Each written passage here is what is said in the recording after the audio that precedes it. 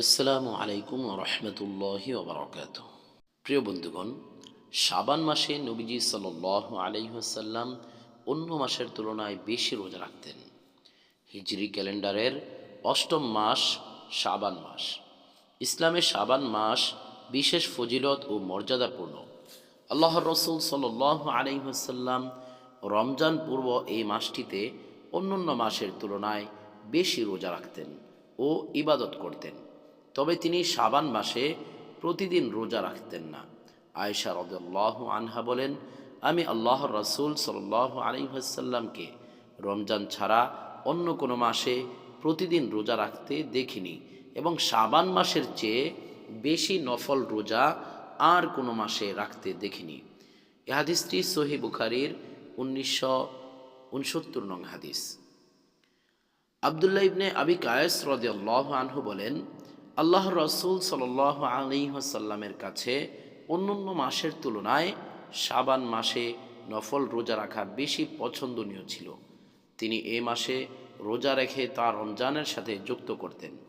এ হাদিসটি সুনানে আবু দাউদের 2101 নং হাদিস।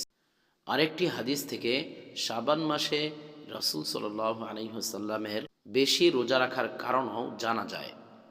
উসামা ইবনে জায়েদ রাদিয়াল্লাহু আনহু বলেন, একদিন আমি বললাম, হে আল্লাহর রাসূল সাল্লাল্লাহু আলাইহি ওয়াসাল্লাম, আপনাকে শাবান মাসে যত বেশি রোজা রাখতে দেখি অন্য কোনো মাসে তা দেখি না।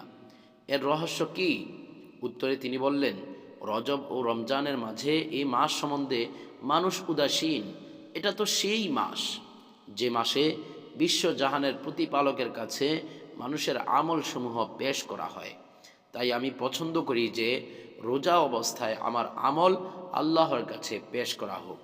এ হাদিসটি সুনানে নাসাইর 2357 নং হাদিস। প্রিয় বন্ধুগণ, আল্লাহর রাসূলকে অনুসরণ করে আমাদেরও কর্তব্য এ মাসে বেশি বেশি রোজা রাখার চেষ্টা করা। বিশেষত আইয়ামে বীজের রোজা অর্থাৎ শাবান মাসের 13, 14 ও 15 তারিখ রোজা রাখা উচিত। প্রতি সোম ও বৃহস্পতিবারও রোজা রাখা যায়। এগুলো ছিল নবীজি সাল্লাল্লাহু আলাইহি ওয়াসাল্লামের সারা বছরের আমল। বছরের অন্যান্য মাসগুলোতে না পারলেও অন্তত এই মাসে এই সুন্নতগুলো পালন করার চেষ্টা করা উচিত, যেন রোজা রাখায় অভ্যস্ততা তৈরি হয় এবং রমজানের রোজা রাখা সহজ হয়। আল্লাহ তাআলা আমাদের সবাইকে এই হাদিসগুলোর উপর আমল করার তৌফিক দান করুক এবং শাবান মাসে যেন আমরা বেশি বেশি নফল রোজা রাখতে পারি। আল্লাহ তাআলা আমাদের সবাইকে এবং সকল মুসলিম উম্মাহকে তৌফিক দান করুক, আমিন। প্রিয় বন্ধুগণ, সকলেই ভালো থাকবেন, সুস্থ থাকবেন, দোয়া রইল সবার জন্য।